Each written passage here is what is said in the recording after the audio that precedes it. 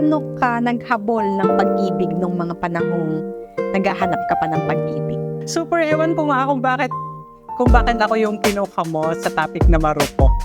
Marupok ba ako? Marupok ka nga ba? Well, see, Sa ex ko kasi na 7 years, hindi na ako naghabol eh. Parang okay na lang kasi magpapaalam na ikakasal na.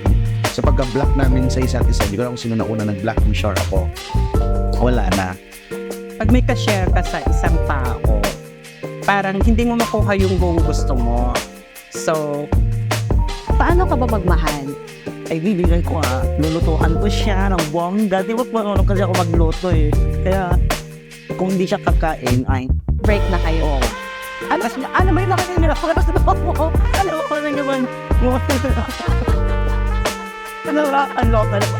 Sana ngayon. Kapag niluluto ay ang isa sa mga expert ng paranormal, si Sir Ed Caluwag. Hi, Magandang gabi po sa inyong lahat. Magandang gabi, Miss CJ. yun na yung pinaka-worst na na-experience mo sa pag-chase ng love. Yeah, I think so. Kasi nung time na yun, talagang sobrang para kung pinapay talaga kopya. Pero sobrang kita-kita ko naka-profile pic, chat ko pa yung babae, tapos ka-profile pic pa niya yung Ang gayuma kasi, masyado na itong, masyadong malalim na ang pinagmulan nito, no? Way back Egyptian time pa.